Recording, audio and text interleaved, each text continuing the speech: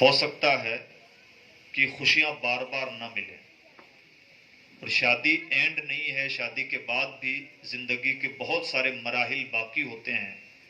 اگر ہم نے پہلے ہی مرحلے میں اپنے رب کو ناراض کیا تو بہت ممکن ہے آئندہ مراحل میں ہمیں اس کا بڑا خطرناک خمیازہ بھگتنا پڑے، اور اگر دنیاوی طور پر کچھ نہ بھی بھگتنا پڑے تو آخرت میں اس طرح کے گناہوں کا خمیازہ ضرور بھگتنا پڑے گا۔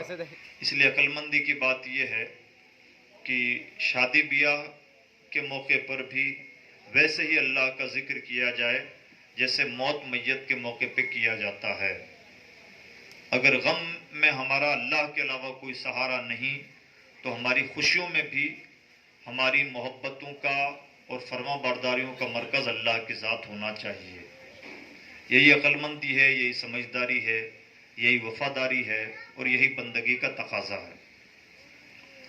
اللہ رب العزت نے قرآن پاک میں شادی بیاہ کو الگ الگ انداز سے پیش فرمایا، کبھی کسی انداز میں، کبھی کسی انداز میں۔ میں نے جو آیت کریمہ تلاوت کی ہے یہ 30ویں پارے کی سورۃ النبا کی آیت ہے۔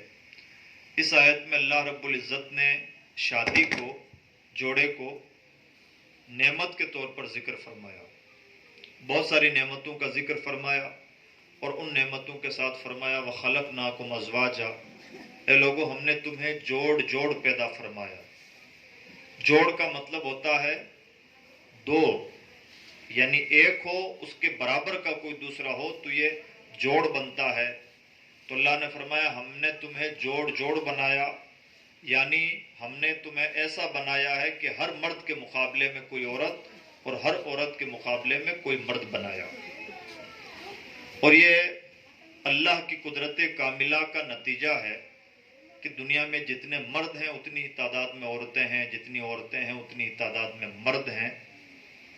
ورنہ اتنا بیلنس برقرار رکھنا کہ جتنے مرد اتنی ہی عورتیں، یا جتنی عورتیں اتنے ہی مرد، یہ خود اپنے آپ میں اللہ کی قدرت کی بہت بڑی دلیل ہے۔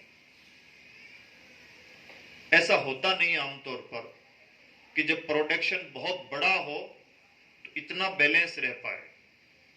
مان لیجئے جیسے چپل، جوتے جو تیار ہوتے ہیں تو یہ جوڑ میں ہی تیار ہوتے ہیں، ایک چپل نہیں تیار ہوتی، اس کے جوڑ میں کوئی دوسری چپل بھی تیار ہوتی۔ لیکن اگر کسی کمپنی کو 1,00,000 چپل تیار کرنا ہو، یعنی ایک جوڑی 1,00,000 کی تعداد میں، تو ظاہر سی بات ہے چپل کی گنتی کے اعتبار سے 2,00,000 ہو گئی۔ دائیں پاؤں کے لیے 1,00,000 اور بائیں پاؤں کے لیے 1,00,000۔ 1,00,000 کا اماؤنٹ بڑا تو ہے، گنتی بڑی تو ہے لیکن بہت بڑی نہیں۔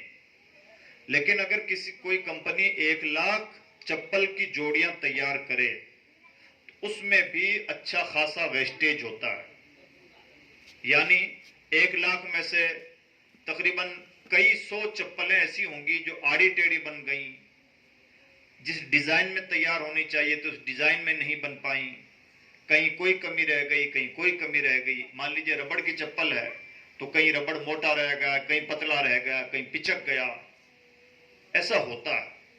اور صرف چپل کی بات نہیں، کوئی بھی پروڈکشن ہم کریں تو ہر پروڈکشن میں یہی حال ہوتا ہے۔ لوہے کے کام کرنے والے بھی یہی بتائیں گے، یعنی جب بھی کوئی بڑی تعداد میں کوئی چیز تیار ہوتی ہے تو اس میں ویسٹیج کا بھی ایک بڑا حصہ ہوتا ہے۔ ہاں بزنس کی زبان میں کہا جائے گا کہ ½ % ویسٹیج جاتا ہے، 1% جاتا ہے، یا 1,000 کے پیچھے مان لیجئے 2 پیس ویسٹیج جاتے ہیں، کچھ بھی کہہ لیں۔ بیٹھے کوئی بات نہیں، چپ چاپ آپ بیٹھ جاؤ، یہ بیٹھے، ٹھیک ہے، شاباش، اور یہ آپ ہی رکھ لو، چپ رہنا۔ تو کوئی بھی جب پروڈکشن تیار ہوتا ہے تو اس پروڈکشن میں ویسٹیج کا بھی ایک حصہ ہوتا ہے اور ایک پرسنٹیج ہوتا ہے، یعنی بیلنس برقرار نہیں رہتا، اس میں کچھ کمی، کچھ زیادتی، کبھی کوئی چیز آڑی ٹیڑھی بن گئی۔ کہاں کی بات، کتنی بات، 1,00,000 کی کوانٹٹی کی۔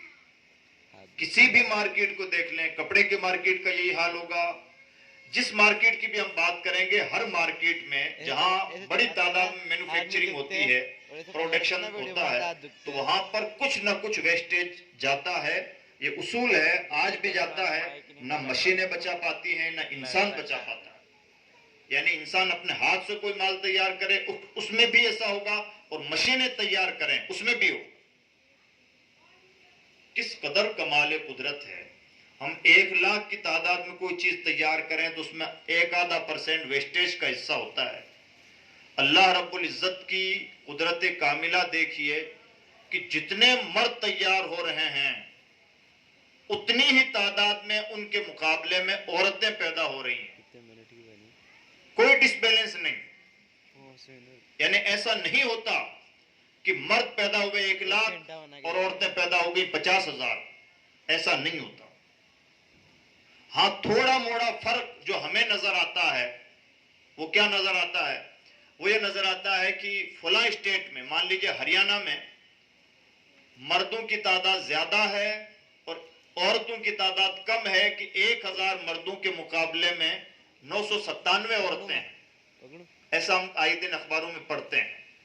یا فلاں ملک میں اس کا الٹا ہے. تو یہ بات کہاں تک ٹھیک رہی کہ جتنے مرد ہیں اتنی عورتیں، جتنی عورتیں اتنے ہی مرد؟ تو بھائی بات یہی ٹھیک ہے کہ جتنے مرد ہیں اتنی ہی عورتیں ہیں، جتنی عورتیں ہیں اتنے ہی مرد ہیں. اسپیشلی ہمیں کسی ایک ایریا میں مردوں کی تعداد کم یا عورتوں کی تعداد اگر کم یا زیادہ نظر آتی ہے تو اس میں قدرت کی وجہ سے کوئی مداخلت نہیں ہے یا قدرت کی کوئی کمی نہیں ہے. بات یہ ہے کہ جس اسٹیٹ کی، جس کنٹری کی یا جس علاقے کی ہم بات کر رہے ہیں اس میں انسان نے کچھ نہ کچھ ظلم کیا ہے، اس ظلم کا خمیازہ وہ بھگت رہا ہے. لیکن پھر یاد رکھیں، اللہ رب العزت نے ہریانہ، راجستھان، یو پی اور بہار نہیں بنائے، اللہ نے پوری زمین بنائی ہے. یہ سرحدیں انسان کی کھینچی ہوئی ہیں، یہ لکیریں انسان کی ہیں، اور انسان اپنے لکیروں پر کتنا اتراتا ہے اور کتنا درندہ بن جاتا ہے موجودہ حالات میں ہم اس کا ٹھیک سے جائزہ لے رہے ہیں. انسان کی کوئی بہت زیادہ بساط نہیں ہے. اس کی بساط اتنی ہے کہ اس نے ایک لائن کھینچ دی ہے، ایک باؤنڈری بنا لی ہے. اس باؤنڈری پر بھی وہ کتنی درندگی پہ اتر آتا ہے. ہماری اور آپ کی نگاہوں کے سامنے حالات ہیں. ہم پڑوسیوں کو کفن نہ دینے کی باتیں کرنے والے لوگ ہیں اور اس زمانے میں زندگی جیتے ہیں جب دیش کی محبت کا نام بھی کچھ الگ رکھ دیا گیا ہے اور محبت کے نام پر دوسروں کی نفرتیں پروسی جاتی ہیں. اپنے ہاتھوں سے لکیریں کھینچ کے اس قدر نفرتیں پیدا کرنے والے یہ بھول جاتے ہیں نہ ہم رہیں گے، نہ ہماری لکیریں، نہ ہماری باؤنڈریز. اللہ کا نام باقی رہے گا، اس کی ذات باقی رہے گی اور اس کی بنائی ہوئی زمین باقی رہے گی. اللہ نے زمین بنائی ہے، انسانوں کو بنایا ہے، اور اس نے یہ بیلنس برقرار رکھا ہے کہ روئے زمین کا جب ہم جائزہ لیں گے تو ہم یہ پائیں گے کہ جتنے مرد ہیں، سرحدوں کو بھول جائیے، یعنی پوری دنیا کو سرحدوں سے ہٹا کے دیکھیے تو ہم یہ پائیں گے کہ جتنے مرد ہیں اتنی عورتیں دنیا میں پائی جائیں گی اور جتنی عورتیں اتنے ہی مرد پائے جائیں گے. اور یہ محض اس کی قدرت کر سکتی ہے. نہ انسان کے بس کا سودا ہے، نہ سائنس کے بس کا سودا، نہ تکنیک کے بس کا سودا کہ اتنا زیادہ بیلنس کوئی برقرار رکھ پائے. ہاں اس کی مشیت ہے. ایک وقت آئے گا کہ اسپیشل ایک کیٹیگری کی تعداد زیادہ ہوگی قیامت کے قریب، عورتوں کی تعداد زیادہ، تو ایک اسپیشل وقت آئے گا. جنرل بات یہی ہے کہ جتنے مرد ہیں اتنی عورتیں ہیں. اب ہمیں اندازہ ہوگا کہ ہمیں شادی کا رشتہ نارمل لگتا ہوگا.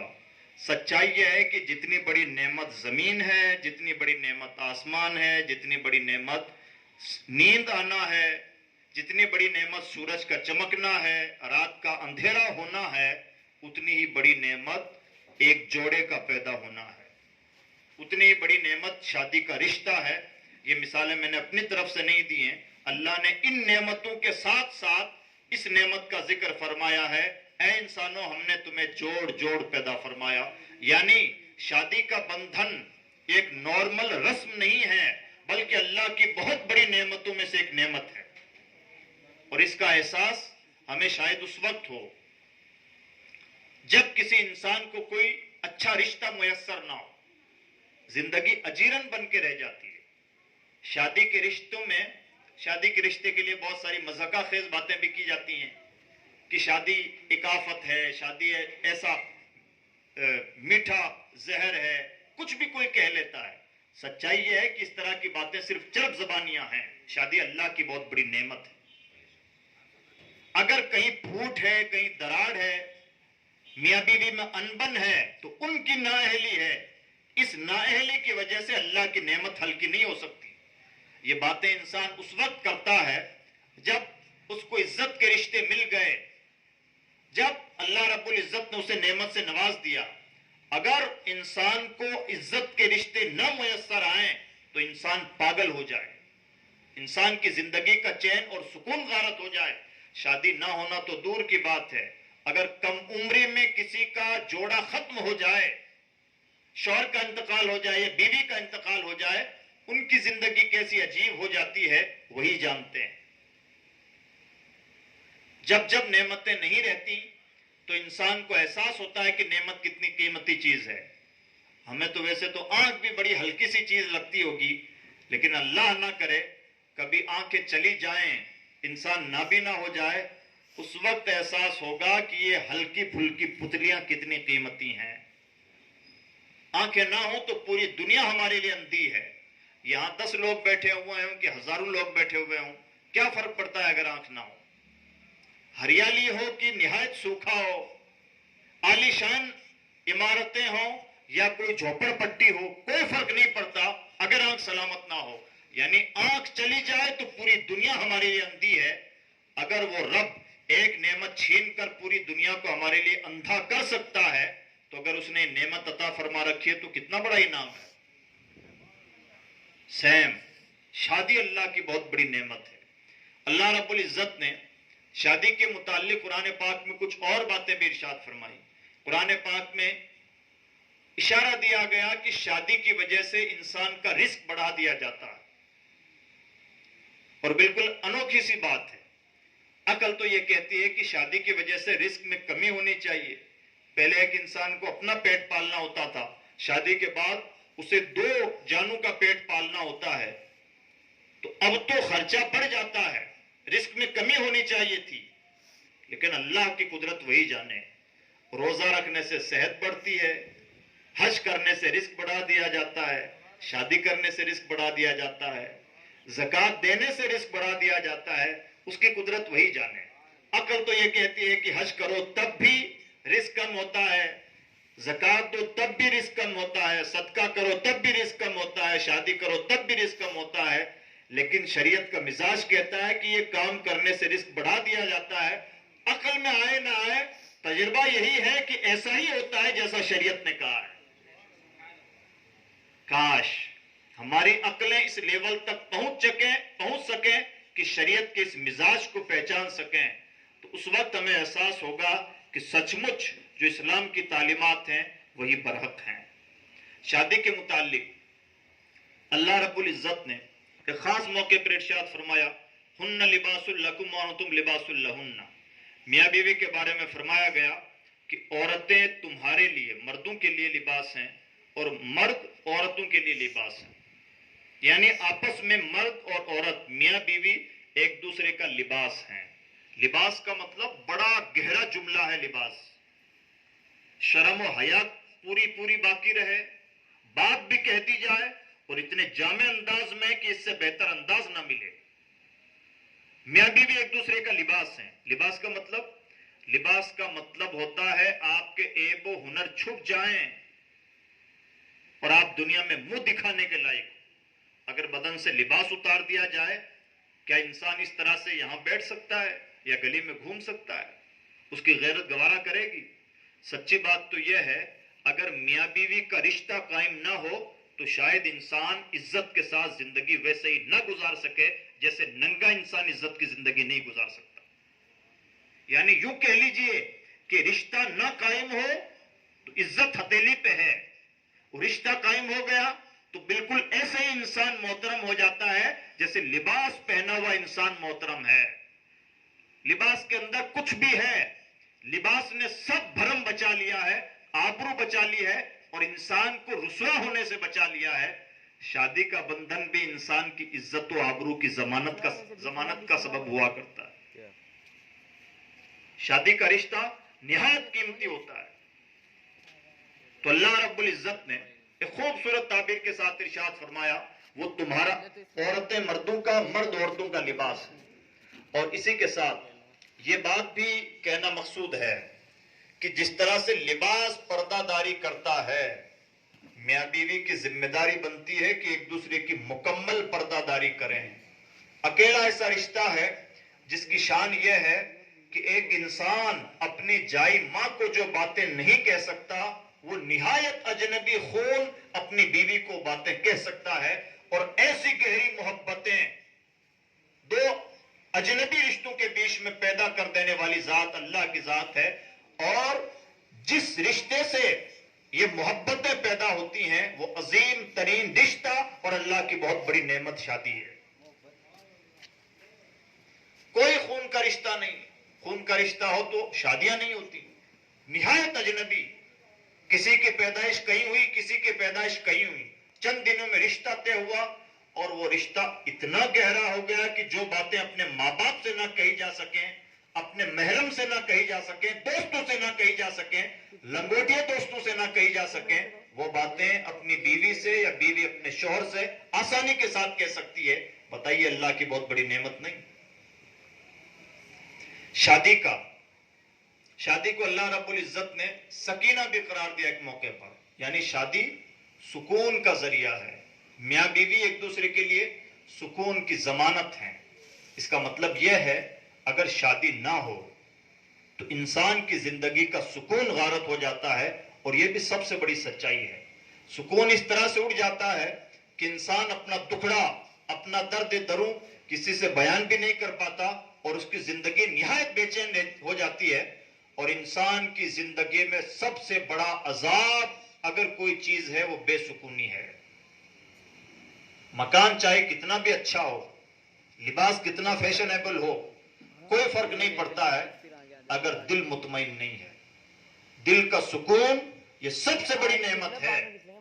آپ فٹ پاتھ پہ سوئیں، پھٹا پرانا لباس پہنے، کوئی فرق نہیں پڑتا، دل مطمئن ہونا چاہیے کہ میں اپنی زندگی سے خوش ہوں، یہی زندگی ہے۔ اور آج کی دنیا کا سب سے بڑا پرابلم یہ ہے کہ آج کی دنیا کے پاس یہی نعمت نہیں رہی۔ اور یہ نعمت ملتی کیسے ہے؟ شادی مادی طور پر ایک دوسرے کے لیے سکون کا ذریعہ ہے، لیکن اصل